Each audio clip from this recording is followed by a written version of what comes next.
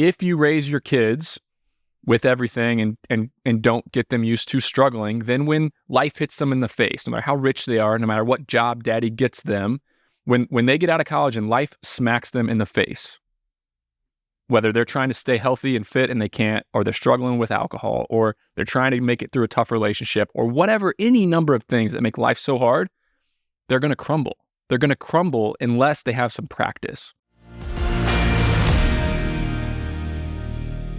Every time I get on with you, I'm like, man, we have come so far in some ways. And then in some ways, I'm like, we're just getting started. Yeah, you sent me a text that we're about to chop it up tomorrow, and I keep a running list of notes in my phone of questions I want to ask you and when we're going to talk next. So I was born ready for this. I knew you would do that. Was have more ready for me than I probably had to you. So I kept it pretty trim to a few topics.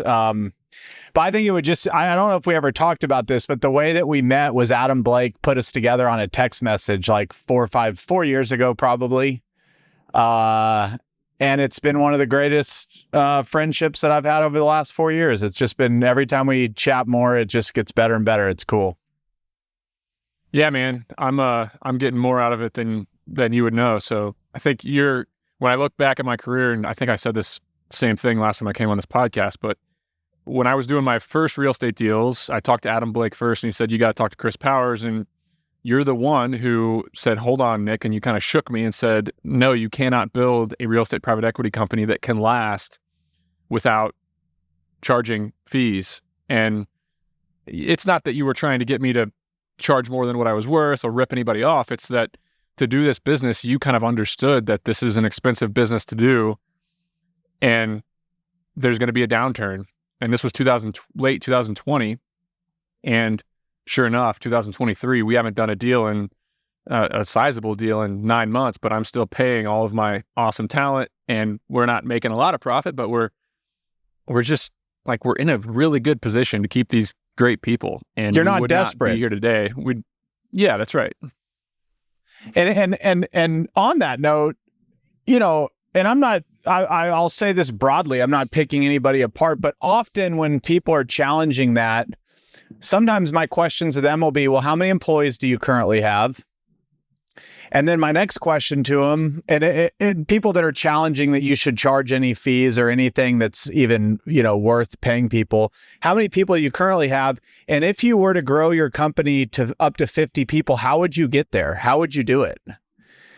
And I don't think many people have thought that. The people that you tend to argue with the most on this topic haven't really thought through that. And look, I hadn't thought through it when I first started either. I had no idea how I'd get to 50. In fact, I used to be somebody that was like, well, we can't charge fees. So shit, maybe I'm just going to have to find like a deal that makes me $30 million one day. And then I'll just use all that money to grow the company with. It's like, well, that doesn't really work because you're never going to do a $30 million deal if you don't have people. So our friend Eric Weatherholt said it really well on Twitter yesterday. He said the amount of, life-changing deals that one will come across in their real estate career, you can count on one hand. So you have two options. You can hope and pray that those deals come and that you're well-positioned to capitalize and that you can work like crazy for 6 months with your, podunk team to get these deals done. Or your second option is to find a way to build a company around doing normal deals that can become great deals, but you gotta, look, the longer I'm in, and I'm new at this, like people are gonna listen to this like, oh, Nick's a long time accomplished real estate investor, but I'm just learning that it's time that does this. Everybody makes real estate sound so complex. You use cash flow from whatever, you buy great assets in good locations, and then you just don't die. And if you hold on to those things and you do nothing else, you just don't die. Yep. Amazing things happen in 10 years, 20 years, 30 years.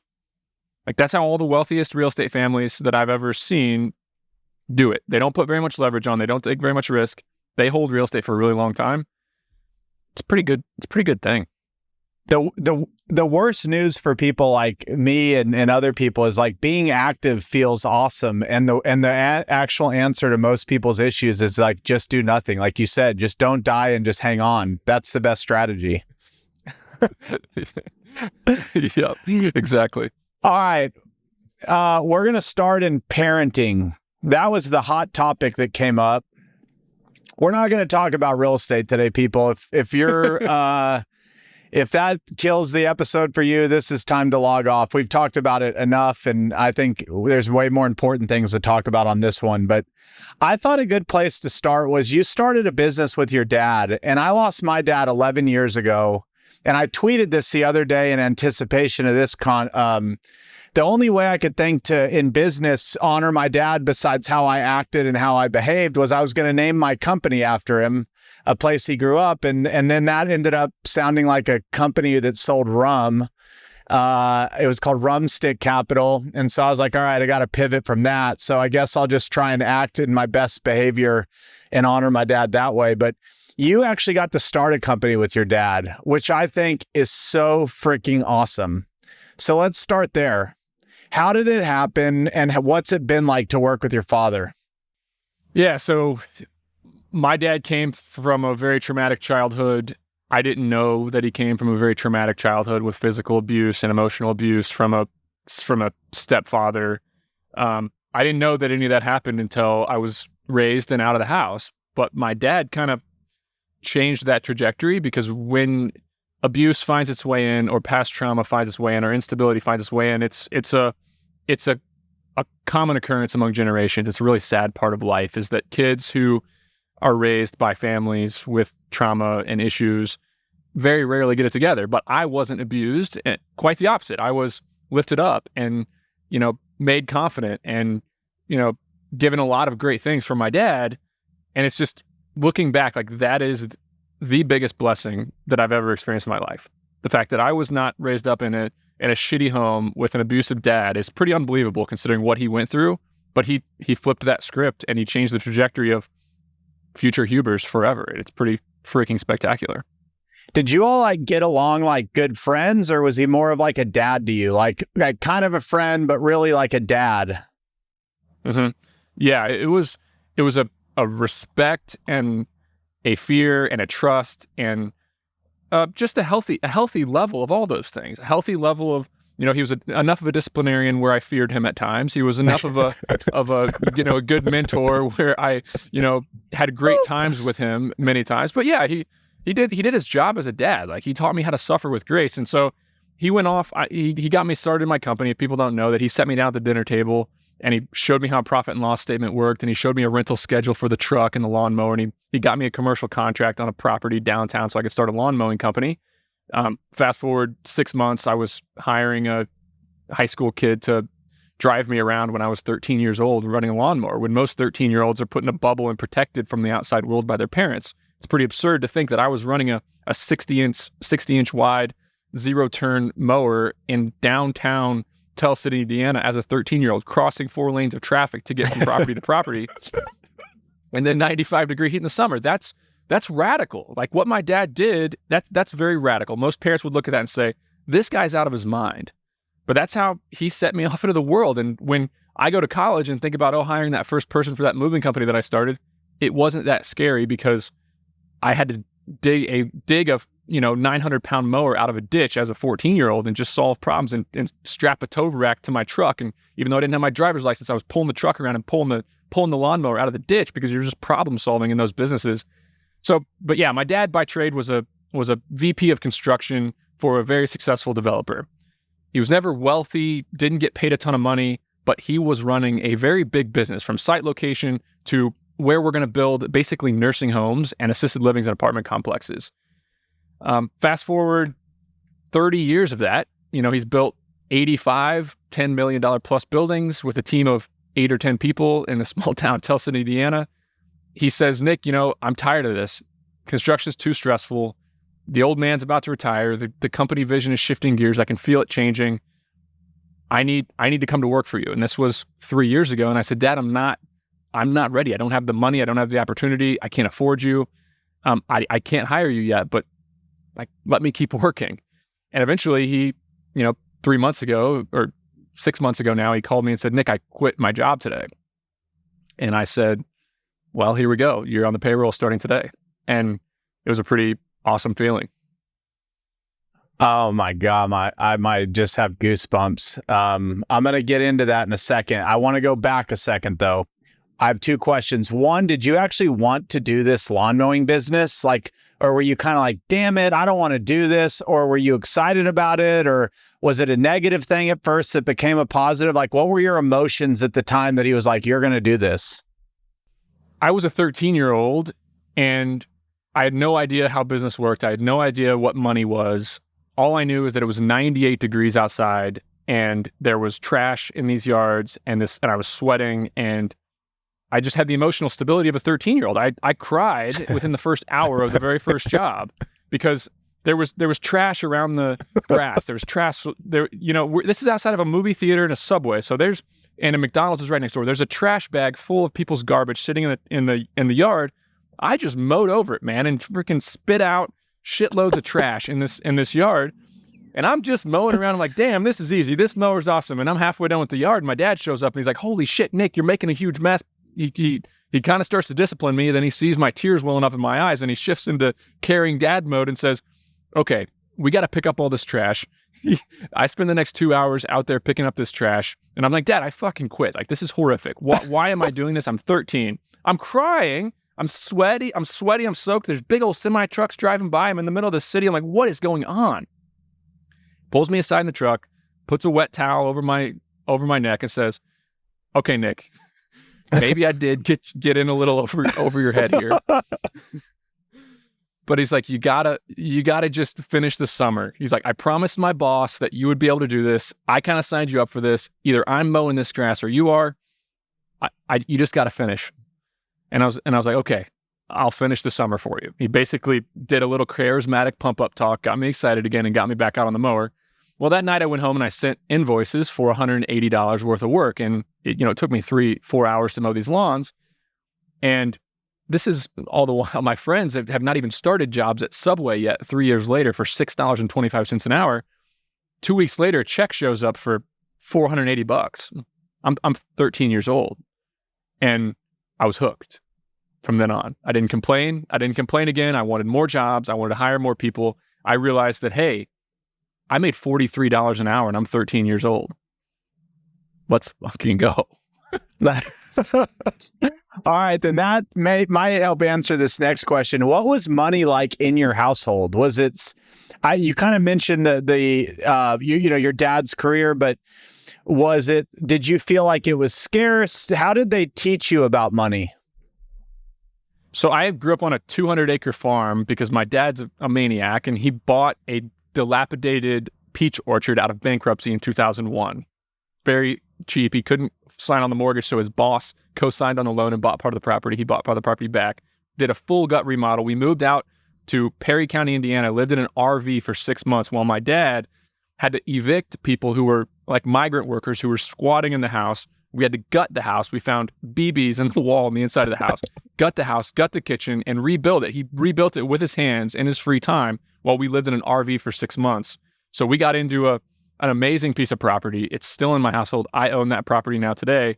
And we can tell that story too if you want. But yeah, my dad didn't have a lot, but he was insanely resourceful. He always was. So he made sure that I was going to the Bobby Knight basketball camp when I was 14, even though, when I went to Cornell, I was on financial aid at Cornell because they looked at my parents' tax returns and realized that I qualified for, 75% off tuition. So my mom's side, extreme frugality, Depression era, like to the point where, there's hierarchy or there's patriarchs of that family that are worth millions of dollars, but drive across the bridge to save, 10 cents on gasoline. Just amazing values. That was one of, the core competencies for me growing up. But yeah, I didn't go without, that's for sure. I had everything I needed, and I thought that we were upper class, baby. And a lot of what you've just said, and I think this gets into parenting even more, is like, you can say what you want to say, but kids are watching what you do. It sounds like you watched your dad build this house. You lived in an RV. You just kind of watched hard work. You watched your mom's side of the family and how they think about money. So a lot of it, you just had the luxury of getting to observe kind of good values. Yeah, I didn't realize that there was a different part of the world until I went to college in Ithaca in the Ivy League and saw kids from wealth, kids from New Jersey, Long Island, both parents are attorneys, and they would have they'd want to go skiing at Greek Peak that weekend, and they would go to North Face and spend $750 on dad's Amex to get a puffer coat, new shit, and then they'd get home and put it in the moldy basement and forget about it. That exploded my mind. I had never thought of that exists, but it exists today, and we all know about it. So yeah, and then when I started my company, it was, I was pinching pennies to the extreme. We were buying $1,500 cargo vans on Craigslist, driving to the south side of Chicago to buy a box truck for $2,200. Like, looking back, if I had a little capital and I had a sense of what's worth investing in, it would have been a lot easier in those early days. But I think it was a blessing. Like, hell yeah, amazing values that came up. Yeah, I got to TCU. It was a private university, and look, there's folks in El Paso with money, but nobody showed it. And so we got on campus. I'll never forget driving in, and you see Range Rovers and Mercedes, and I just figured like parents are dropping their kids off, and then you start seeing the kids get out of the driver's seats, and I had one of those moments of, oh my God, I'm not in Kansas anymore. Like I've never seen this in my life, and for me, I mean, we don't have to chat about it today, but that was another like spark, or maybe, I don't know, chip on the shoulder, but something that kind of a new revelation of like what's possible. I just had never thought that was something that people did. I don't even know if it was good or bad. It was just a new way of looking at the world that I couldn't comprehend when I first got there. I have a theory that it's a blessing. Like, I think that entrepreneurial endeavors, when you don't have, I think to start a really successful company, you need three things. You need operational chops. You need to know how to run a company. You need a network.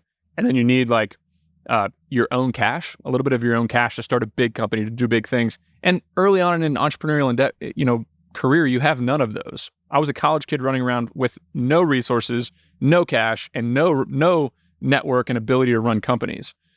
So I got excited about something really small and stupid. And these kids that came from everything, these kids that came from the $4 million house, and yes, they had a Range Rover and they had daddy's Amex, and the small opportunities that were necessary to take that next step, it wasn't exciting to them. It did not energize them. I got off during my junior year, finals week, busy as hell, I got off my ass and ran around campus to pick up a bunch of boxes in my Cadillac DeVille. And I thought that was like worth it and fun but I worked my ass off for 10 days, ended up with $3,000. Like, they can just go and swipe dad's Amex and get that in a heartbeat. So I got to find a way to instill some of these values in my kids, even though we're in a totally different position now, because I just think it's so important. And we're going to get there in just a second. All right. Your dad, real quick. So you bought the peach farm from, I guess, your father, or from the family, or bought it back into the family? When did you do that? Yeah. So my grandfather bought half of my dad's farm in a way to kind of like give the family a loan, and also because he wanted to build his retirement home there. He bought that house and 100 acres, where we lived on a 200-acre farm surrounded by 380 acres of Hoosier National Forest. It's a beautiful thing. He bought half of it and built a house on it. Well, things changed. Grandma died. He got older. He didn't want the house anymore. And one day he listed it for sale. And it surprised everybody in the family. And my dad's like, oh my God, this is not what I signed up for. We made deals back when this home was built. It was chaos in the family when there were strangers touring the house. We're at the end of a mile-long gravel road on a 200-acre farm, 2 houses right next to each other, 100 yards away. Nothing separating them. And it was potentially going to be sold to who knows who. So I was lucky enough to be in a position to step in and buy that house, which was pretty awesome, and the property. Oh, man. I just absolutely, that is one of the greatest things, I think, things like that you can do. I love it. Everybody says money is not that important. And that has not been my experience at all. I think having resources to help people who need help, or to make things happen that need to happen, it's underrated in this world. Like, having resources at your disposal, you can have way more of an impact when it comes to charitable giving. You can have way more of an impact when it comes to helping people you love, and just security for not only you, but your entire family. And I haven't even dealt with a situation where somebody needs healthcare or critical stuff. So it's a blessing. It very, very lucky. Well, I was just going to say, to piggyback off that, and I think something I think about often, and that's really kind of resonated over the last few years, is money magnifies your heart. The more money you have, the more you can see inside somebody's heart. Because exactly what you just said, if more money means more giving, more helping, more everything, it's a reflection of really what's inside. If more money means more houses, more cars, more boats, more airplanes, that says something. I'm not going to be the guy here to say which way you should go, but the thing that I think about all the time is money magnifies your heart. My mom, I found out 2 years ago that my mom was working like as a school nurse for like $16 an hour and stressed about it. She couldn't travel to see her grandkids. She was going in and dealing with sick kids all day, doing admin stuff and changing diapers from preschoolers. Like it's K through 12. She was the school nurse. She got dealt all the crap. And like I told her to just not go back to work, and I put her on the payroll, and it's been insanely rewarding and just like the most impactful thing that I can do. And she sent me a text today, like, you got my oil change and maintenance on your credit card. I felt guilty too. Just wanted to let you know that no one was hijacking your cards. It's like, that stuff is like, that it matters, man. Like it matters. Like people ask, like, why would you start a business? Why would you do all this uncomfortable stuff? Why would you take this risk? The amount of people that you can possibly impact, if you're not just going to go make it all about you, is like phenomenal. It's so much fun. Man, I want to come jump through the screen, give you a hug. That's awesome. All right. Dad enters the equation. I quit my job. Nick, let's make it happen. So what did you guys already have the idea of what y'all were going to do? Or you're like, let's figure something out? How did it kind of come to be that y'all were going to buy or help people sell their businesses? Yeah, this was 2 or 3 months after my foot injury, when I was laid up on the couch and I just was looking at my baby girl and decided that, hey, this is a moment in time where I have a chance to build an empire and I'm going to get after it. Like I'm going to work, I'm going to make this happen, I'm going to take the chance, and I'm not going to look back 50 years ago and say, Nick, you had 100,000 people on your email newsletter, you had 300,000 followers on Twitter, you had all these people who were running companies, you had all these people buying real estate, and you just pissed off the woke mob, went around and played golf, made your money, had fun, and just sat around and let that opportunity pass. And I kind of snapped to him like, holy cow, I got to get off my ass and build something. This is an amazing opportunity. So I started, the web development company, the SEO company, the pay-per-click marketing company, the property and casualty insurance company. RE CostSeg was growing. And I started just layer in businesses that I needed to build, all in the back of my mind thinking, hey, if I can build this foundation of businesses, if I can build a good business that can basically make all my other companies better, it's going to be like a superpower. And if I can get cash flow coming in from that, $500,000, $1 million a month, and it starts to stack up and I start to meet all these operators that are phenomenal at what they do inside of my companies and get more and more confident in them, I can be buying businesses someday. Like I can own my own private equity company. I'm seeing the power of what's happening at Support Shepherd. It's doubling every 4 months. It's doubling in size. It's $25, $30 million worth from a good part of what I'm doing on promoting it on Twitter. I'm like, wow, I need to get after this. And my dad has something that nobody else has. He's charismatic. He's a good salesman. He learns really fast. And he has Huber as his last name. People trust him. He's an extension of me. People are excited to get on a call with him. So my first thought is, hey, special projects. Dad, like you need to come on. And I have these people reaching out to me by email all the time. Ever since I went on my first million and told people about this plan of partnering with entrepreneurs and growing this holding company, a lot of really awesome people have been reaching out to me saying, Nick, I want to be a part of it. How do I come and work with you? I don't have time to meet with all these people and vet them and see if they're legit.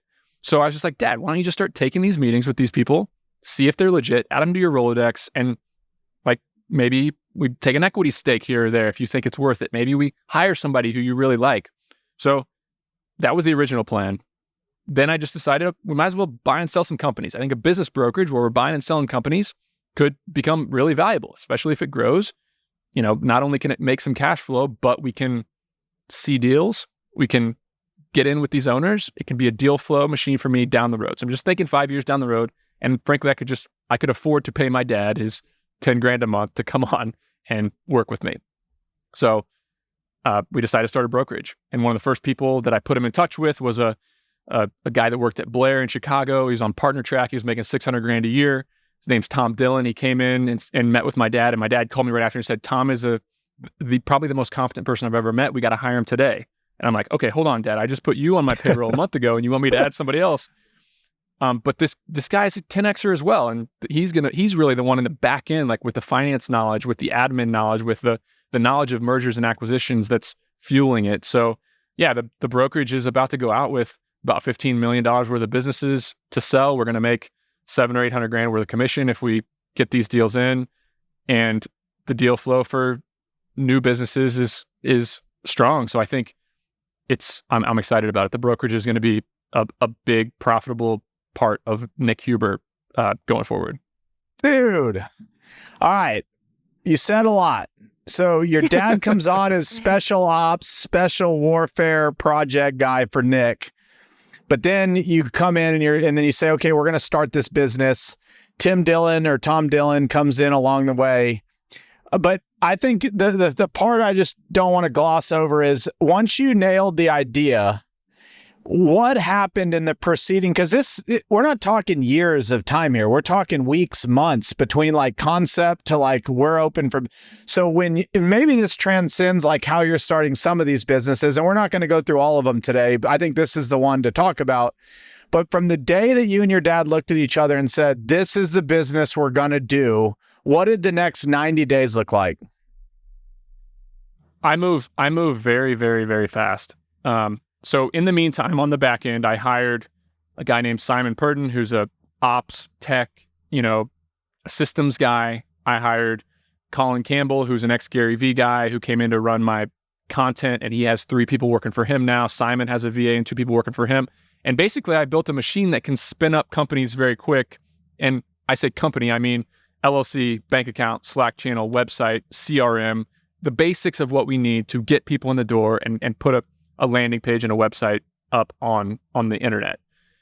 I'm gonna stop you really quick. So you have a philosophy that if you can get those 7 things up and going quick, you have momentum already. That's your philosophy. And I have a superpower in that I can make one tweet or in one email, I can generate 6, 7, 10, 60 leads for one of these businesses. So I can go from concept, hey, this is a business idea I might want to pursue, to we have a domain. So I always buy a premium domain. So I spend 10 hours on dan.com and find a premium domain, whether it's AdRhino, Bold SEO, WebRun, some of these websites I'm spending $10,000 on the web address, just boom, buy it. But yeah, from I want to be in business to let's see if customers resonate with this. I have a website built, I have an operator picked out, I have a CRM made, I have a Slack channel, I have a bank account, I have an LLC, and I'm sending out an email to solicit customers to test the market 2 weeks later. That's how fast we can do this. Okay, so I'm going to play devil's advocate a little bit. Real great business.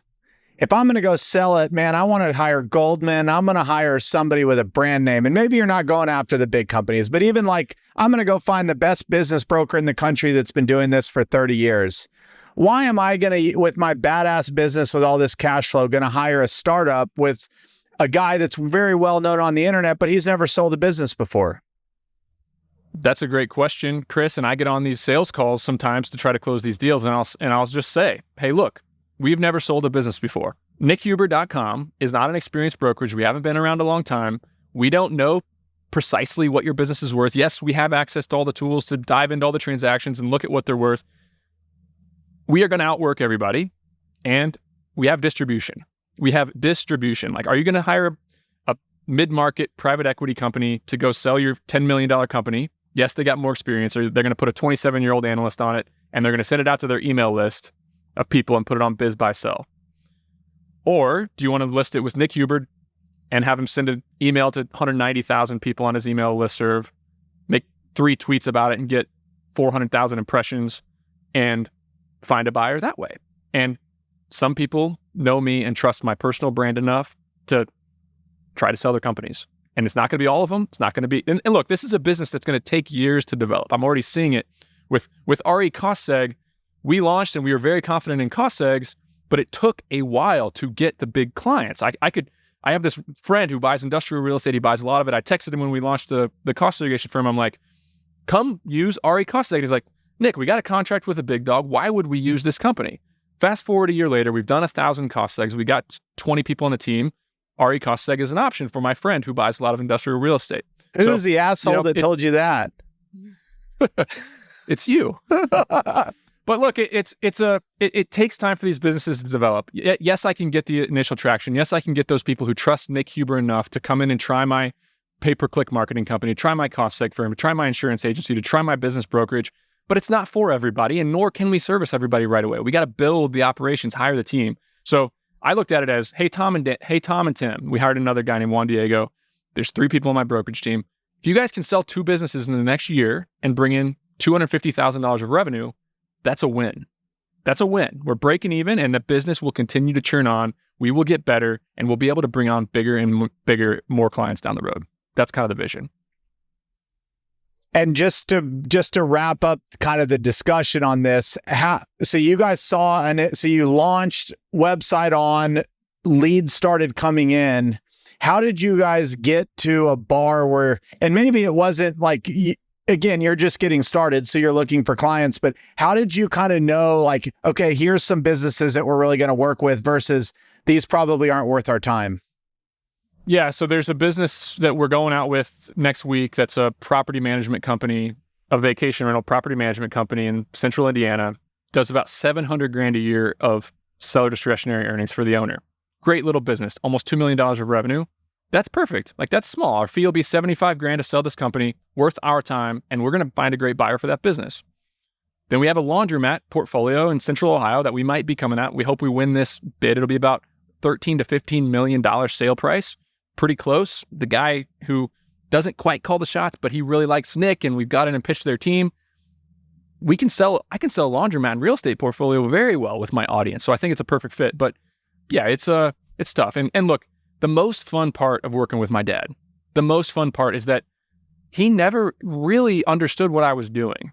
Like, we would talk about sports, we'd talk about hunting, we'd talk about, some of the things that I was working on in golf. We love to play golf together. But he never really understood what I was doing on social media. Nick, why are you sharing stuff? What are you doing on this podcast? He never read my newsletter. And then boom, he's all of a sudden in it. He's all of a sudden in it, like talking to real people on the other side of the world that want to work with me face to face on Zoom. And he's calling me and saying, Nick, holy shit. Like, this is what you've built? Like, how are you meeting these people? Where is this coming from? This is unbelievable. So the first month was just, instead of jamming on, how's the golf game? And when are you going to come down and play golf? How are the grandbabies? Like, what about the dogs this year? Who's going to make the quarterback? Who's going to win the quarterback spot? It's, hey, Nick, I just talked to a guy that lives in Peru, has built an amazing agency. He's insane, but he can't get U.S. customers. He wants to partner with you to build out his agency. I think we should do it, blah, blah, blah, blah. And the whole first month I was calming him down like, Dad, we can't just take every opportunity. We got to slow down. But the main part is that, like, all of a sudden he understood and he saw what I was building, and like, he was proud of me, man. He like said, Nick, I can't believe this. Like, this is going to be your coming out year. You're going to build an empire. I'm bought in. This is going to be incredible. And like, he told me that he was proud of me. And like, that fucking alone makes it all worth it to me. It's just, he didn't know what I was doing. Say it again. How much does it mean to you that your dad is proud of you? I think over half the insecurities that people have in this world, don't trusting themselves, not taking risks, not jumping on opportunities, comes from the fact that even their parents didn't like approve of what they're doing. And when I looked at my dad growing up, all I wanted to be was my dad, man. Oh, I saw my dad, I just wanted to fucking be him. And yeah, man, when he... So awesome. Yeah, when he comes in and tells me that I'm doing amazing shit, that's what it's all about, man. I could care less what people on Twitter think of me, what, my neighbors think of me, my friends here in town think of me. When my dad, who I've been idolizing my entire life, comes in, sees what I'm working on and thinks it's cool and thinks that I'm doing amazing stuff, like, that is why, man. That's why it's so awesome. You got me going. And I think your dad's looking down, impressed on what you're doing, Chris. I mean, fuck. I mean, my stuff's more public. I share way more of it, but your empire's growing quite a bit faster than mine and on the back end. So your dad's looking down, very, very proud of what the powers are doing. Man, I appreciate that. I'm going to read you this thing. My mom sent me this email. This is an email my dad sent to me 3 days before he died. which is interesting. And it's a lot of peak of who he is. And I haven't shared it publicly, but I'll just read it to you. I'll set the context. We were working with a banker, and there was a way to get a loan and the rate down a little bit more, and I needed help doing it. And there was a gray area that wasn't legal, it wasn't illegal, but it was kind of a, everybody does it, but look the other way. And he said, on another more important matter, I know you're disappointed about the townhome financing, and you're probably disappointed in me. I'll simply say this, and then we'll drop it. I would do next to anything for you within my physical and fiscal capability to help you succeed, and I believe you know that. If I'd had enough advance notice to get you the $72,000 45 days in advance or whatever would have avoided that phony gift arrangement, I would gladly have done that, but I won't. And to the extent I have any influence over you anymore, I won't allow you to do something that is on its face illegal, unethical, immoral, or just wrong. And that is true whether we get away with it or not. In this case, I don't doubt that, as the bank president said, everybody does it, and that we should not have been caught. However, what does that say about us? Everybody does it because the world is filling with people whose sense of right and wrong is shifting and situational. If they can get away with it, it's okay. You're better than that, and you have the influence upon and respect from others to make them better than that by observing your behavior. This world needs more people like you. Lastly, what if God forbid that 1 in a million chance should come about and the federal regulators looking into the bank somehow question this loan? Would it have been worth the fine, the possible jail time, and the loss of my medical license or your real estate license because of a felony conviction to save the 1% in interest? The answer is obvious. You did the right thing, and you can be proud of that. Love, Dad. That is being a dad. That we could have gotten away with it. Everybody does it. The bankers said it was fine, but it wasn't right, and he wouldn't do it. And at the time, this was like 23, or I guess I was 25 when he died. So this was 25-year-old Chris. I was so upset with him in the moment. And my mom the other day sent me this and said, you remember this email? I don't. I just had it printed. It's up on my wall on a frame. And that will be with me the rest of my life. But it goes back to like being a dad, like, man, you just want to be like your dad. Or if you have had a dad that you want to be like what a gift. And to the people that don't, my heart hurts even more for them.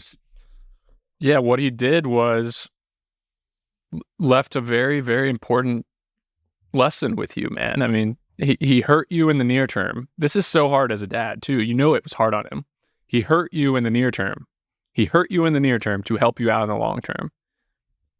And sometimes as men, we don't know not to do that to ourselves. And to have that is incredible. Dude. Well, you've got 2 sons that you do a lot with. That what's the plan? Because I know, and you and I both have talked about this, they're not going to get to live in an RV and watch you build a house. Maybe they will, but that would just be you going out of your way to create an experience. That's kind of not how life works. So what are the ways that your kids are going to wake up and say, I want to be like my dad? I think look, my dad, he didn't have it easy, but he had an easy example because he was struggling. My dad was struggling, and he was getting through to make a better life for me. Like, that's what he was doing. He was like, well, Moses talks about it all the time. Wealth is a generational game, right? People come over from another country. They work their whole lives for an hourly wage, Saturdays and Sundays included, so that the next generation can have a chance and go to a decent school and go to college and maybe work a better job. And then that whole generation works their whole lives and retires so that they can send a kid off to the Ivy League or to just take a step up. And like, my dad grinded and I have that, but yeah, now here I am and here you are. And my life has changed beyond my wildest dreams in the last 5 years. And it's hard, man. It's hard. Like, what am I going to do to show my kids that I'm struggling? Because life is hard for everybody. People say the more money you get, the easier life gets. And yes, that's true, but it doesn't stop from the travel delays. It doesn't stop from the rain happening on an event when you got people coming over. It doesn't stop the sicknesses. It doesn't stop the hangovers. It doesn't stop the struggles with all these things that tempt us as men. It doesn't stop any of this other really hard shit that people don't see in life. So if you raise your kids with everything and don't get them used to struggling, then when life hits them in the face, no matter how rich they are, no matter what job daddy gets them, when they get out of college and life smacks them in the face, whether they're trying to stay healthy and fit and they can't, or they're struggling with alcohol, or they're trying to make it through a tough relationship, or whatever, any number of things that make life so hard, they're going to crumble. They're going to crumble unless they have some practice. So the only correlation, I think about this so much, it's probably occupies, I love the fact that you made this tweet and said, hey, what should Nick and I talk about? And almost everybody wanted to talk about life and how to be happy and how to raise good kids, because that's all I'm thinking about. And I've talked to a lot of rich people. I've talked to a lot of rich people who made amazing kids. And I've asked them, like, what did your dad do different? And I think they all have varying levels of answers, but I think the one main thing, the thing I'm going to try to do is make sure that my kids, A, get practice making decisions when the stakes are low, meaning I'm not just going to put them in a bubble and make every decision for them all the way through high school and college like so many well-to-do parents do. And number two, when they inevitably make bad decisions and they got to struggle a little bit, just like your dad kicked you in the ass and my dad has kicked me in the ass so many different times, I'm going to make them like deal with the consequences. I'm not going to bail them out. If they get a DUI on the way home from a football game, I'm not going to call my buddy who's a judge that I'm playing golf with and get them out of it. I'm going to make them deal with that. If they drop their iPhone and shatter the screen, then they're going to go a month without an iPhone until they save up the money to get a new iPhone. They're going to just live with the consequences. I think you just got to teach these kids to learn how to struggle with grace, because life is a struggle. And too many parents, they have all the means, they have all the resources, and it's natural as a parent, especially as a mother, to want to protect your kid from struggle and suffering. Like, who wants to watch their kid suffer? It's really, really hard to watch your kid cry, to be upset, to deal with pain. But you've got to make them get comfortable in those uncomfortable situations, and you got to make them get used to struggling. So I'm going to make sure my kids are uncomfortable and make sure they're doing things that they don't want to do that are going to make them better and grow, so that hopefully when they're 18 and they go off to college, they know how to make decent decisions and they've gotten practice making decisions. I went to this college with so many kids who got zero practice making decisions, and life is one big decision. You're making 100 of them a day and they all impact you. So if you don't know how to do it, you're screwed. I love that. Is there anything that you and your wife disagree on in parenting, or are you all aligned on pretty much everything? Is there anywhere where she's like, Nick, go easy on him, or is it pretty much y'all are speaking out of the same language? I think we're wired totally different naturally. My wife is like, her job is to love on these kids and make sure that they're safe and provide for them and make sure that they have everything that they need and be their emotional. And look, I get emotional with these kids too. I'm loving on them. I'm kissing them. I'm telling them I care about them. I'm telling them I'm proud of them every single night. I sit them in bed and I tell them everything I love about them right before they fall asleep, and they make me do it every single night. And if I'm not there, I have to call in and talk to them when they're in the bed and say, Daddy, what do you love about me? And I got to tell them those things. So I'm a softie too. But my wife understands that it's my role. We have different roles. And my role as the dad is to be feared when you need to be feared, to have the right discipline, and to make sure these kids know that they just can't do everything they want to do all the time at this age. My kids are, 6 and 4. So as they get older, it gets harder. And I'm talking to a lot of people who are really well-to-do, and they have kids that they can't get to, they're struggling with. And I'm afraid of that. I don't know how I would react in those situations. How do you feel? I mean, you think about this stuff a lot too. What's your plan? And I also feel totally different about my little girl than I feel about my boys. Yeah, I think I continue to evolve. So one thing is, and by no means am I perfect here. In fact, and if you've listened to some podcasts, this is an area that I've had to improve a ton on and will continue. But I don't think you can I think one thing is modeling with my wife an amazing relationship. Just doing that is a good parenting. And so the relationship I have with my wife is really important. And is it perfect? No, but is it something that I realize? Somebody said the other day, you want to know the quality of a man, look at the quality of his relationship with his wife.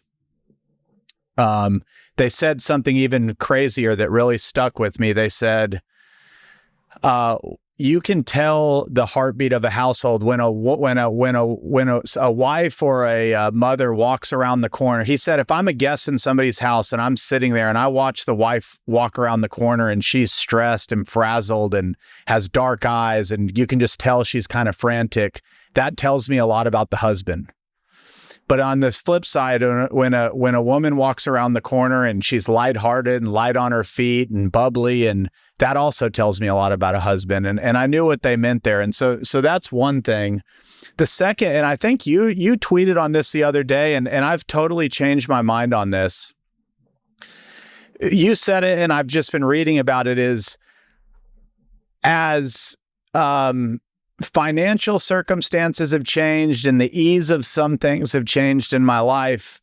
Originally, I was almost avoiding it and creating a false sense of reality, like judging our life as if we had nothing, even though we had stuff, and thinking, how can I just create situations, almost create this false narrative for my kids that they don't live in a world like this, that they actually live in. And the thing I've just really resonated with is it's not about creating a false world. It's about teaching them how to deal with the circumstances that they're going to have to deal with. And trust me, I think we can all sit here and say there's some benefit to having money, but it's not all great. It creates as much pressure and stress as it creates good. And you see, it's why it's rare to see really wealthy people that have great families and great kids and it all put together. In most cases, it all kind of unravels as things get bigger. And if you can do it all, I think that's special. And so teaching my kids to deal with what they have, which I don't know what that's going to be, but also never letting them know that this is all yours. You're entitled to all this. If anything, they might be able to be a steward of it one day. But they're certainly not, they weren't born on third base. If they were born on third base, my hope is it's because they can say I had a mother and a parents that loved me and that they loved each other, but not that promised me from a young age that I was going to have it all. And to your point of creating times where they're going to have to deal with shit, I'll fight that, especially with two daughters. Now, my son's only one. I don't know yet. Your sons are older, but golly, I don't want my daughters to suffer for anything.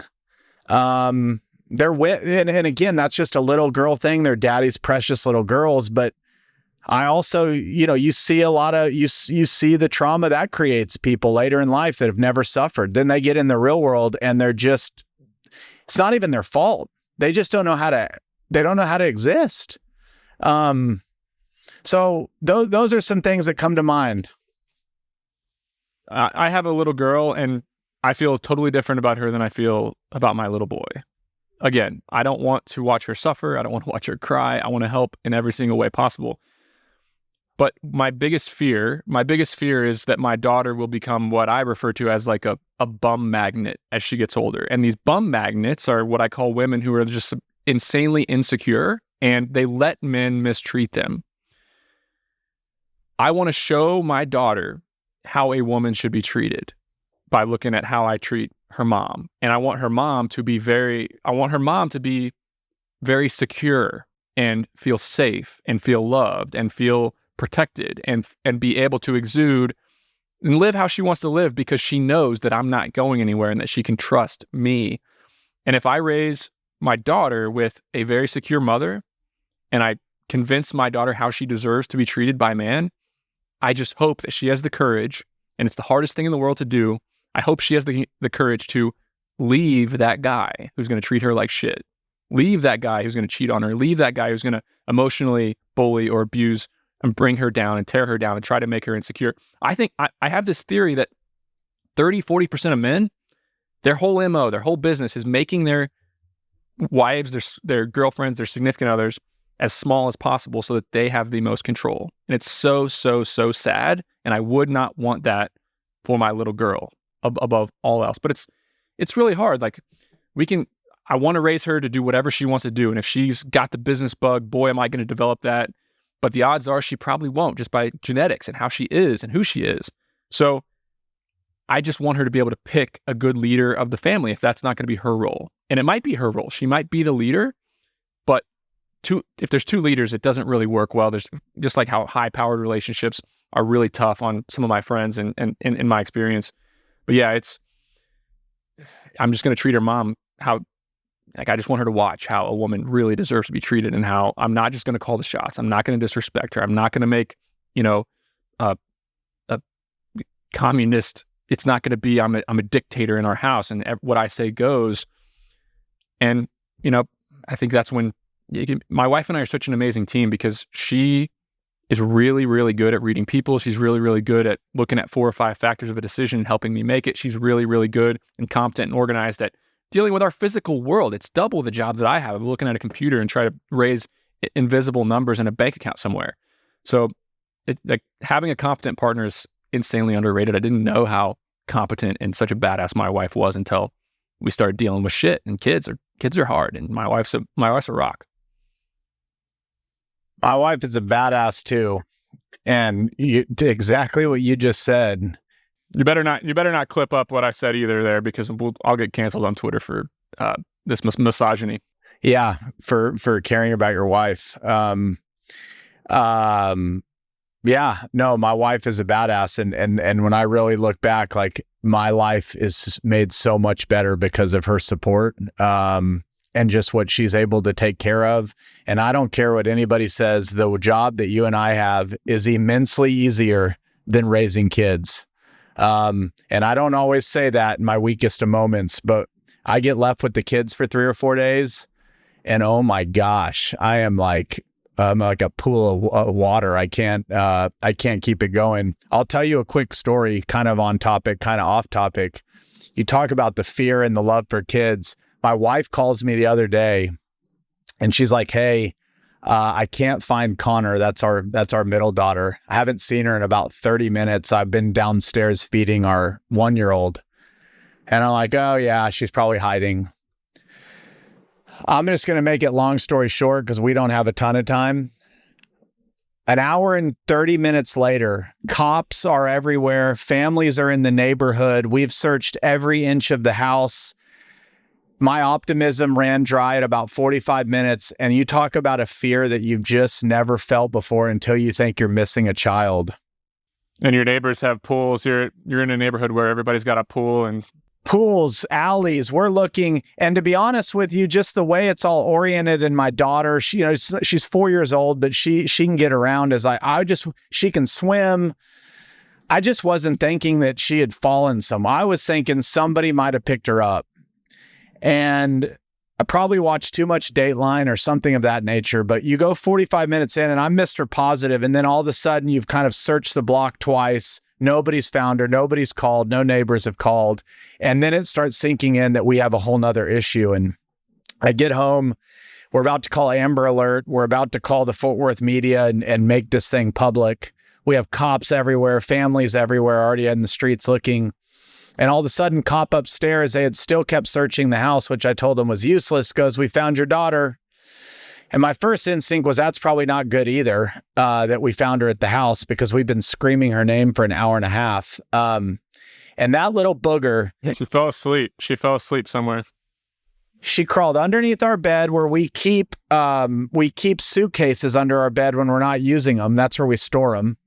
She had crawled like in between 2 of them to where when you got down and looked under the bed, you couldn't see her. You just saw the suitcases on both sides.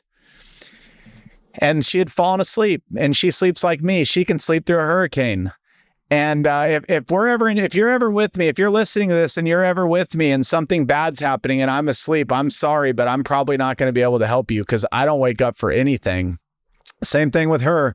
The cops flashed a flashlight under there and saw her little foot hanging out the back. And that's how we knew she was still at the house. But it just goes back to kids. Like, the feeling I had last Tuesday was the worst feeling I've ever had in my life, which is my child is my child's not here.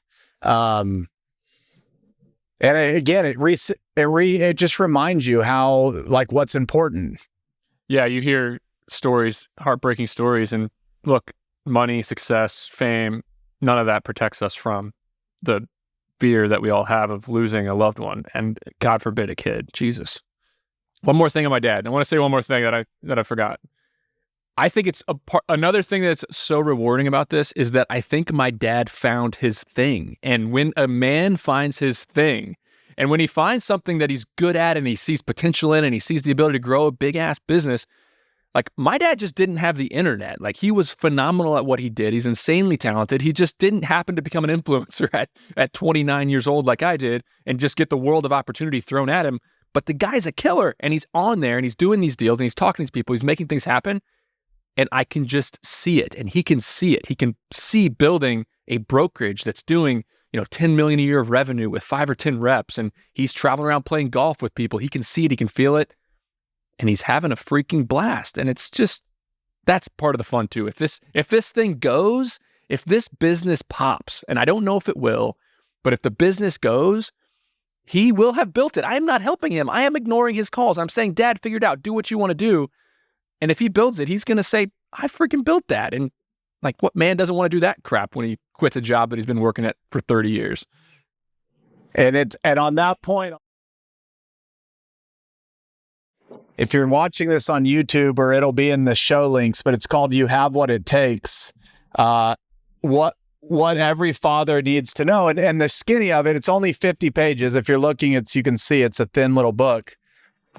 Basically, every man and every little boy, and it never goes away, they want to know that they have what it takes. And every little girl that becomes a woman wants to know they're seen and that they're beautiful. Those are what drive our instincts, our biological instincts. Do men have what it takes, and are women seen, and are they beautiful? And it's what you just said. Even your dad today, building it, now it's a game of like, do I have what it takes to get this done? And that is what drives, that is the underlying current of most males on this planet.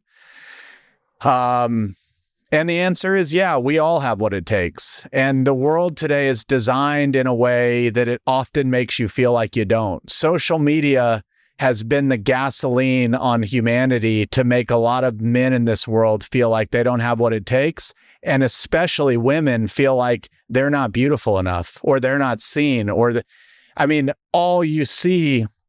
And I think about my girls getting on social media one day, and just what women deal with. And man, it's just a lot. There's a lot to unpack there. Yep. The world's hard. That's the bottom line. The world is freaking hard. It's hard on men. What I see that's also really sad, Chris, and I want your thoughts on this. I see men who come from very, very successful fathers or parents or mothers, and people who have built that big business, and maybe they're taking it over. And somehow they don't feel happy. Like they don't have happiness, even though they're amazing and they're doubling and tripling the size of the company and they're doing amazing things in their own right and they're building.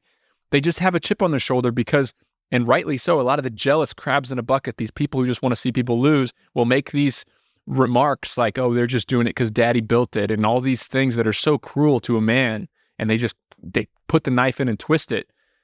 Man, I just hope that my kids don't feel that, and that they can be proud, and that they can take over and not have that chip where they got to work 70 hours a week and stay in the office, who knows how long, and not, I don't know how to think about that and how to feel about it. Yeah. I think, and I can speak from experience as someone that put business and work above everything in my life, everyone and everybody and everything for a long period. I think if you're going to work 70 hours a week, it's in the context of, is that the God of your life, or is that just something you love doing, but you're able to maintain other areas of your life how you would want? And for me, it became really clear when most of the most important things that I would have said were important, or I would have rated them a 1 or a 0, and my business was a 10, that I had to start rethinking it. And I can only speak for myself. Maybe there are people that can work 70 hours a week and still maintain an 8 or 9 or 10 in other categories. I knew I couldn't, and it wasn't sustainable. And that was a gut check. It's not easy to balance. And I think another thing about success, and like, as you get more of it, and as you get more people around you, and as you get this flywheel of people starting to look up to you and things going well and your business is rocking and you have wealth and you have opportunity and you have all this stuff, and God forbid you also have 300,000 people who follow you on Twitter and the comments coming in and the people sending you nice things in DMs all day, it's kind of a dangerous thing, because you wake up one day and you like, this is going to sound really bad when I say this. You wake up and you just for a split second one day, you start to kind of look at yourself in the mirror as your own God. That sounds horrible. And it's not truly how I feel, but it's almost like you got all these people around you. They're all yes men. They all want to be a part of it. They all want a piece of you. You're just kicking ass at everything and things are going your way. It's dangerous. Like, that success can be really dangerous. You can start to look at yourself as your own God. You start to mistreat people around you. You start to lose your humility. You start to change as a human being. And I'm fighting it, but I would lie to you if I didn't say that I'm starting to kind of buy it, and it's scary. It's scary about what can happen. I guess that's embarrassing. I'm pretty embarrassed to say that, but I don't know. It's a real thought. I think a lot of people deal with it, and it's something that I've dealt with. I think the world wants to put you on that role, but they also want to see it all come crumbling down. And not to take it back to the Bible, but you can build your life on quicksand or you can build it on the rock. And quicksand is status, is money, is the DMs. That shit goes away tomorrow. What will be left if all of it go away? And I don't have the answer, but it is a constant surrender and remember humility, and even more so in the position you're in. And it's going to get worse. And I think the beauty of it all is you have an opportunity to model what that could look like really well, or you could fall into the trap that a lot of insecure men in this world fall into and become just the next guy with a power struggle, an insecure power struggle. And if we tie it back to like parenting and being a husband, it's going to show up there too. It doesn't just show up online. It shows up everywhere. Yeah, there's got to be some reason why all the most successful men in the world are rough. They're just I'm not in their homes, but they're not staying married. They're not spending time with their kids, and this isn't even a political. But look at the people that run countries and high-powered politicians, and we've gotten so used to letting these people that's so obvious, and on both sides of the aisle in countries all over. The men and maybe some women, I don't know, but it's mainly men that run a lot of this stuff, are on the biggest power trip you've ever seen. But it's hard not to. Well, somewhere along the way, they started looking in the mirror and starting believing their own bullshit.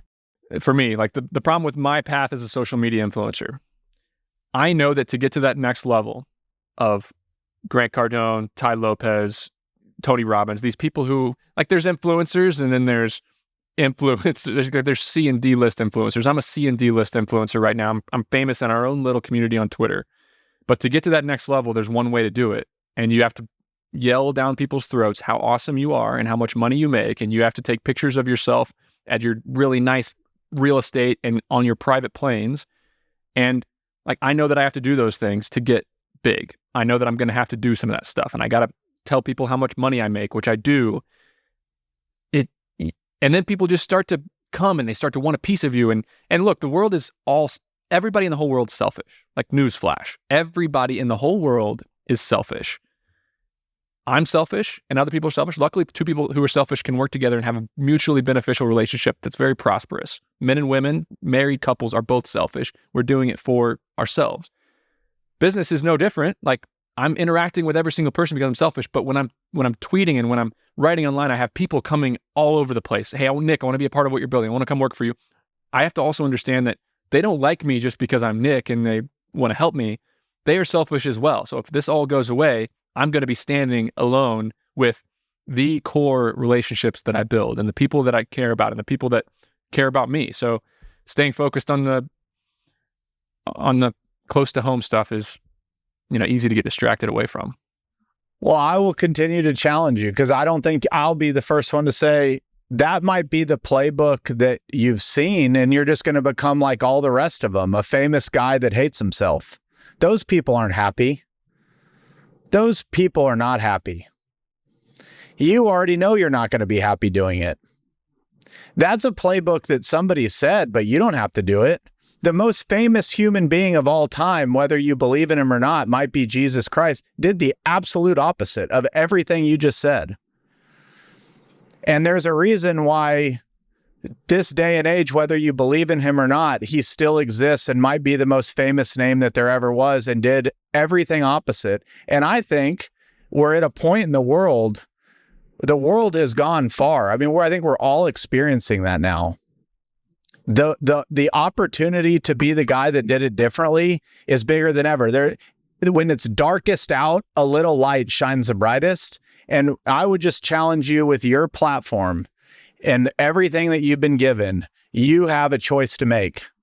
And I would tell you, if there's even a sense that your daughter is going to wake up one day and get on the internet and be like, what the fuck is my dad doing? I would really gut check it, because you will live in a mental prison the rest of your life in regret. That's a tough thing to hear, but yeah, you're absolutely right. I'm at a crossroads, to be honest. Like, I know part of me is battling with, I have this duty to get. And I say that because I love you. I know and I support you. I love you, I want you to win. I love you too. And I think true friends are the ones that are not afraid to give you the stuff that you don't want to hear. I feel like I'm at a crossroads. Like, I can keep doing what I'm doing and stay in my community of people online, or I can try to get this message out. I can try to become a New York Times bestseller. I can try to move over to Instagram and go even bigger and chase people like Cody Sanchez and Alex Hormozy and play that game that I just told you about playing and try to grow this personal brand, because part of me says I'm going to do it in the right way, and I'm trying to reach as many people as possible with this message of sweaty startups and simplifying. You know, the irony is, like, what I think of when I really think of you is someone that has helped the common man. You're not trying to help the next tech entrepreneur to be a billionaire. We've just talked about humility. Like, I think the part in the market is what we've just kind of talked about people are craving the most, which is sincerity, humility, forgiveness, like the basic things. And look, you can build the brand in other ways, but I don't know if I said, like, everybody that you know that wants to be like Grant Cardone, do they align with the shit that you actually care about at the dinner table? You would probably be like, no.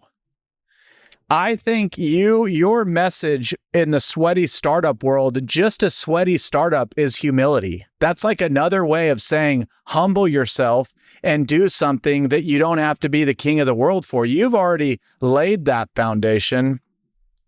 And I think when I think of you as somebody that's cared about helping other people succeed, and you've kind of gone after the forgotten market. The real market wants to tell everybody how to be a billionaire, and you're not. I'm not saying even if you take it to money, like, your message really has been this message of humility in some way. And then when I said Grant Cardone and Tai Lopez, I definitely didn't mean the same values that those guys exhibit. I just mean the level, like the Tim Ferriss and the James Clear and these folks who are influencing a lot more people at scale. Ryan Holiday. Okay, boom. Tim Ferriss, James Clear, Ryan Holiday, go more that direction. Those guys have built something that they can be proud of. When you said Tai Lopez and Grant, okay, if we're just talking about size, I get that, but damn, dude. And I'm not here to judge. Like, if anything, you've never seen me tweet about Grant Cardone or say anything. I'm just saying, you kind of said it when you were talking about it, as taking a picture in front of a plane. That's not Nick Huber. That's not Nick. That's what some digital marketing strategist is going to tell you gets clicks, and you're going to be rotting in your heart. What's Tim Huber going to say?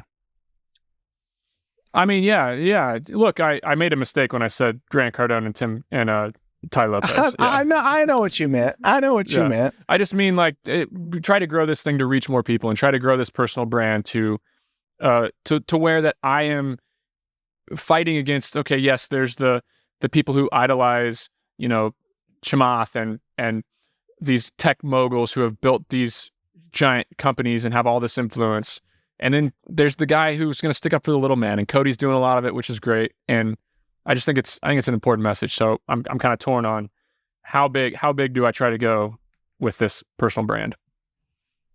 And I think the more trust you build with, you can build a smaller quote unquote like following if you're just looking at followers online, but building those followers for the right reasons, I think is worth more than the 10 million followers that are just following to like, I mean, you know better than anybody, like you've kind of mastered the game. And I think, if anything, I just think it's part of the journey. Like you're going to get tempted minute by minute, hour by hour as time moves on. And man, I just think you have such an awesome opportunity. And to be clear, I think you're already on that track. I don't think you're off is building a brand that dads would want to go home and tell their kids, like how we started the whole thing. Like that's who you want to be when you grow up.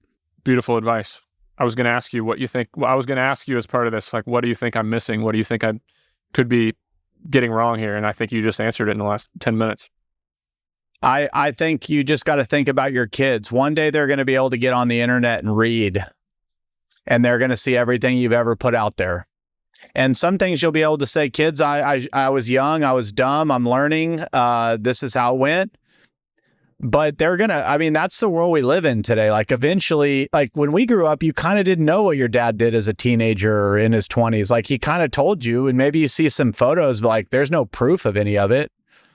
That's going to be really interesting, is like we're getting to this generation now where like you can see your parents online and you're like, holy cow, I thought this person was amazing. And then I started reading their stuff and I realized they're as dumb as I am. That is so true, man. So true. I mean, look, I'm already looking back at posts I made a year and a half ago, and I'm embarrassed. Like I'm already kind of moving away from the dumbass posts that don't move my brand forward at all and just get a bunch of eyeballs.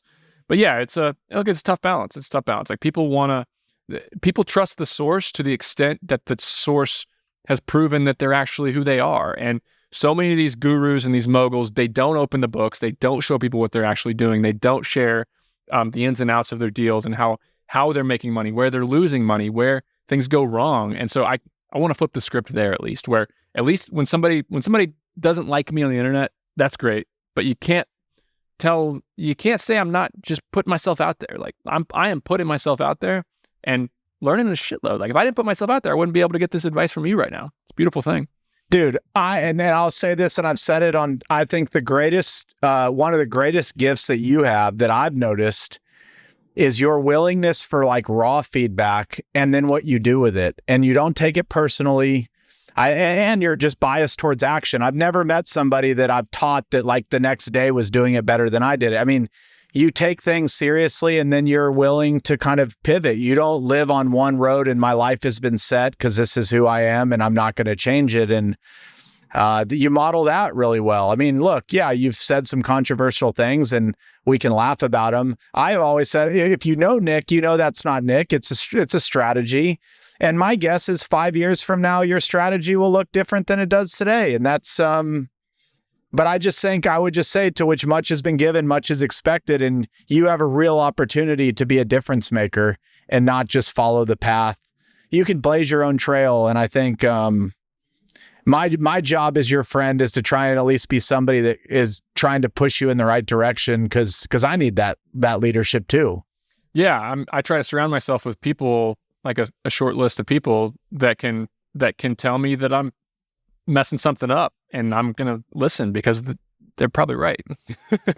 I know a lot of the people in your life. I mean, we know offline who we chat with, and you've surrounded yourself with some really people that I admire a lot and respect a lot, and that says a lot about you. And so again, just keep those little kiddos, keep that little girl in mind as you're strategizing before you press click on the next strategy or the next, am I going to take is like what my daughter's going to see this one day. Mm-hmm. Yep. I like it. And my daughter's friends in school and everything else. So yeah, absolutely. It'll be a mess. Damn it. It'll be a mess. There's already some shit they're going to see. Damn it. I'm in that boat. I thought about hiring this company. You can hire them to go around and kind of clean up a little bit. That's probably wise. We got 10 minutes left. I was going to ask you something. This is like totally pivoting the conversation, unless you just kind of want to rally on to where we're at right now. No, I think go ahead. Let's change it. You built a like a holding company, and you built basically a corporate environment that basically, you kind of alluded to it at the beginning, can spin things up. And when I looked at the original like 4 or 5 hires, it's a lot of content, operations. It's not your typical HoldCo where you have financial analysts and financial wizards and accountants. How are you thinking about home base, like the top of the flywheel, and how have you built that out? So yeah, if I were buying companies, if I were taking bank debt, if I was taking a real estate private equity approach to small business, then I would need a totally different team, period. Like I would need a, chief revenue officer and a CFO and all these different things. I'm putting 50 grand in a bank account, and that's my venture capital money. Like I'm an angel investor in my own stuff. So we have an idea, boom, I put 50 grand in a brand new bank account on an online bank. It's there the next day. I can use it. I can buy the domain. I can spin up the hosting. And another thing that people need to understand, I've only been at this for 7 months, and it's chaos. It's chaos. Like everybody thinks, oh, Nick's got it figured out. Nick is Michael Girdley. Nick is going to make billions of dollars. No, my team is stressed. Like I'm talking to my operators a lot. I'm working more than I like to work, and I like to tell people that I work. And I'm having more fun than I've ever had, because it makes you feel alive when you're in the trenches building and growing, and you're starting to make bets and see leads. I made a tweet about my brother's lawn care company because he was the first guinea pig for bold SEO. We got in and we built links. We just build links for SEO. SEO works where Google, if you got a bunch of links to your website, it makes you rank higher. We sourced 20 links for my brother's lawn care company over 2.5 months. And he went from like 4th or 5th on the Google map back to 1st, and his phone started ringing off the hook. And I'm like, holy cow. I called him up. He's like, yeah, I got way too many leads. Like I need to make 2 hires. I'm quoting 2 jobs right now. I'm like, what happened? He goes, I have no idea, Nick. My phone just started ringing. I'm like, you know that I bought you, like, I paid Bold SEO. I paid out of my pocket Bold SEO, and you're going to pay me back, of course. I bought SEO services from one of my companies. And he goes, oh my gosh, well, keep doing it. Thanks. And so I tweeted about that. I was like, Bold SEO is, a new SEO company where they source links. My brother was a client, and his business exploded. He moved to the front of Google. 140 leads came in over the next 24 hours. Our sales guy got 81 calls booked, and that company now has 80 grand a month of monthly recurring revenue, and it's 3 months old. You don't think that company's in chaos right now? Everybody's stressed chaos out. From two. Yeah, it's every company has one of 2 problems. You need customers, you don't have enough customers, or you need employees and processes because you don't have enough employees and processes. I'm in a blessed situation with business where I have a competitive advantage at everything I'm doing. I can hire talent through Shepherd. I can use my other services, my other business services to spin things up. My team is good, and I have the power to flip on a faucet of customers instantly. So I made that tweet about Andrew's company, and boom, boldseo.com had 100 plus leads and 80 calls. And it's been chaos ever since. It's been the most fun ever because we're booking business. Our sales guy's working around the clock because he's about to make 100 grand this month because he's crushing it. And we're like, this is fun. That's freaking okay. But who are your 5 hires? Who are the 5? Or you have 5 or 6 people. You have video. Yeah. So I have a head of content. He has 2 video editors and a copywriter that work just directly for him. One for my shorts, one for my YouTube and podcasts. He also works on all these webinars that we're doing for RE CostSeg to drive business and revenue. And then so that's my personal branding team too. They work on my personal branding as well. Then on the other side, I have ops, which is basically just Simon right now. He's a freaking badass. And he's hiring my bookkeeper. He's recruiting 5 positions right now. We're just building the team very, very quick at some of these companies. And you pay for all those people with the revenue that you bring in from the companies that you own in the HoldCo. Yeah. So, and I'm also spending a lot of money to grow my email list and on this content. So yeah, my monthly burn right now is 100 grand a month on my holding company, I'm paying for a lot of email referrals at $2 each. I'm spending 50 grand a month for email referrals. Like, say you have a newsletter, Chris, and you say, hey, one click right here, sign up for Nick's newsletter. It tracks it, and I pay you $2 per subscriber. So I'm spending to buy 25,000 email subs a month that are all related to business. They're coming from other content creators that are around business. Now, that is all overhead. Yeah. So I'm bringing in 150 to 250 grand a month. I'm sending out 100 grand a month. Plus I'm funding checking accounts with 50 grand each as we about to start a sales company with Jeremiah Lancaster. Like I'm having a freaking blast, man. I mean, I feel like everybody thinks, oh, Nick's building these companies. We'll see what happens. I honestly believe that 5 of these companies will be $50 million businesses in the next 10 years. I'm seeing it happen. Like I know enough to know that when a company's 3 months old and it gets 150 leads in one day, I just know how that resonates with people, and I know how powerful it is. So it's gonna be freaking fun, man. It's gonna be fun. I'm having a blast. All right. Well, we do a couple of these a year, so we don't have to check in on the next time. But if and I don't even, you always tend to think out. If in 10 years things have gone right, what does it all look like? I think 5 years is kind of how long it's going to take for this round of businesses to mature. I think this foundational, like I have a team of agencies and companies that can accelerate other businesses. I want all of these companies doing 5 to 10 million of revenue, all of them at least doing 1 to 2 million of EBITDA. All 10 of these businesses, I don't think any of them will fail, honestly. The hardest one, RecruitJet, it's tough recruiting business right now. We did a $46,000 placement on Friday of last week with one operator and one thing. So like, they're all just kind of trudging along, not without their stress, obviously. But yeah, 5 years from now, $1 million a month coming into the HoldCo in profit, at least. $1 million a month, boom, coming into the HoldCo. The brokerage is spending, seeing deals, and I am putting my own capital, a lot of my own capital, into self-storage and additional ownership stakes in small businesses. And I'm using my distribution, which 5 years from now will be, who knows if we'll be Tim Ferriss, Ryan Holiday, James Clear level, definitely not Grant Cardone. How big will the reach be? How big will the reach be? Because I know that that's the flywheel, right? The flywheel going around is, hey, Nick builds these businesses, funnels the money back into his personal brand and his books. The books funnel into the businesses, and it just keeps going around. It keeps going around. So more customers into the ecosystem, more people are part of these companies. Andrew Wilkinson at Tiny, good friend of mine. Everybody forgets that Tiny, a company that's valued at $800 million plus publicly traded right now that Andrew owns with a partner, several investors now because he went public. Everybody forgets that the cornerstone of that company, over half of its value, is an agency that Andrew started 11 years ago, a design agency called MetaLab. People forget that. He started it 11 years ago. Everybody thinks about Tiny that they're going to go buy great businesses like AeroPress, and they do. They're buying amazing companies and they're growing it. He started MetaLab, and that is the powerhouse of his portfolio.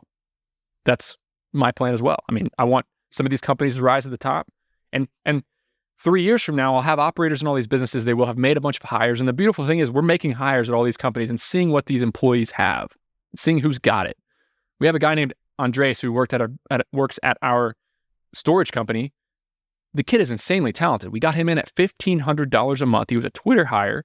He lives in Colombia, and he will run one of my companies someday. Like, he is that talented. My goal is to build a Rolodex of people who know how to do that I can trust to run companies. So then I can have them delegate themselves out of a job, hire a CEO in one of these businesses, and then Andres is free, or Simon's free, or Colin's free, and I can go buy a business, install that management team, and take it from $50 to $100 million, and either sell it, hold it, whatever. That's my goal. That's the vision. So the brokerage and special projects with my dad sits on top. My holding company and my management team that gives the fuel and the marketing to all these other companies sits below that. And then we have all the individual entities that I want to become healthy, mature businesses over time. And it will take time. I totally get it. At the same time, I'm the student. I am, I totally get what you're doing. I know it's not easy, but the Nick Huber sweaty startup competitive advantage, I don't think can be, I don't think people who haven't been on this side of things can fully appreciate what it actually does. It is a modern way of doing business, and it is gasoline. My only thing is I need to find a business to start with you. Today I'm leaving. We'll leave on this note. Like, I got to start something with you. Blew Ari You want to come in Koseg. on Titan? You want to come in on Titan Risk, the property and casualty insurance company? I think that's going to be a $100 million business 10 years from now.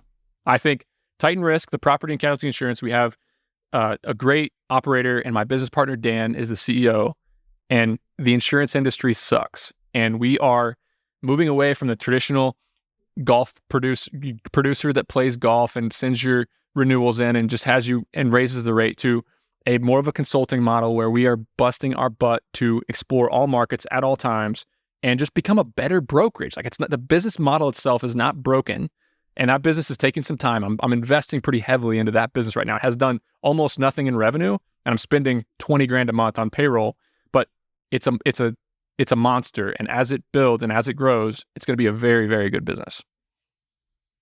I'll think about that one with you. I've got some ideas. We'll talk offline. Maybe the next recording will be, hey, this is what we decided to do together. It's fun. But yeah, it's work. It's stressful and it's not fun. And you're firing people. You're having uncomfortable conversations with people. You know how it is. It's difficult. Thanks for spilling your guts today. This was our best. This was by far our best one. Thanks for having me, Chris. Look, I mean, you've been a massive positive influence on my life, and you meeting me when you met me, and like I said earlier, that everybody's selfish and everybody wants something, and hopefully I'm adding value to you now where it was worth it. But you taking time out of your day where you're making money hand over fist in your real estate company to talk to Nick and tell him how to structure deals and mess with me when I had 3 self-storage facilities and had no idea what I was doing. Like, what made you want to pick up the phone and advise me? Like, what? Because you get hit up all the time for advice, and people want to mentor you. And I did the same thing. Like, hey, Chris, can I pick your brain? And you came in and provided enough value to change the entire trajectory of my life. And like, people think all these other companies are exciting. My real estate portfolio is where 80% of my net worth is and will always be. We didn't talk about real estate on this thing, but real estate is the long-term vision for both of us. And you helped me build that. Why did you do that? I think maybe going a little back to my dad's email, like, you kind of want to be the person you hope there's more of in there. I think too, candidly, you came as a warm intro from Adam Blake, who I wouldn't be here today without Adam. And Adam validated you need to talk to Nick. I mean, I don't think you can underestimate how powerful a warm lead is, or being top of mind. And I think about all the time, like, even with the podcasts, I look at it as like, I have a warm lead almost into everybody now. And a warm lead is very, very powerful. And so I think it was, and then third was just like, you could tell from talking to you quickly, like, this is somebody that'll be fun. Like, this isn't just like, hey, here's 30 minutes and this person's never going to move the ball forward. And so it was probably just seeing talent, Adam validating you. And then, I don't know, that's why I do the podcast. People are like, why do you do this podcast? You don't need to do a podcast. And the answer is, well, who are you to say I need to do it or not? I love doing it. And a lot of it for me is like, it's a way to give back in a way that I can manage my time and still feel like I'm contributing back to society, which is something that's a core value of mine. I mean, that's what I care about doing. I think the fact that you have going on what you have going on, you have this platform, you have this podcast that's sharing knowledge in so many different areas and making people better all over the place, and also taking the time to mentor people. And you don't even tell people really how successful and how much of a badass you actually are. I tell people offline and they're like, what? Chris Powers, the guy who tweets about industrial real estate, he's doing that big of stuff. It's like, it's inspiring, man. You're a role model. And I really, really am thankful that you are part of my life. And yeah, dude, I love you, brother. It's fucking awesome. I love you too. I'm thankful that you're part of my life. And like I started, we're just getting started. We have an opportunity. I have a lot of fear that something's going to mess this up and I'm going to have cancer or something, because, man, I'm having way too much fun. Like yeah, we're both, I mean, I'm 34, you're 38, 37, like 36 years old. Like, where are we going to be when we're 55? I mean, our kids are going to get to know each other. Our wives are going to get to know each other. We're going to be helping a lot of people when we're 55. I'll tell you that much. That's the goal, man. I want to be a positive influence on as many people as possible. And I want my kids to want to hang out with me when they leave the house. Those are my 2 goals. Yeah, I think you're going to do it. and iron sharpens iron. We'll keep keeping on and pushing each other. Thanks, brother. Talk soon.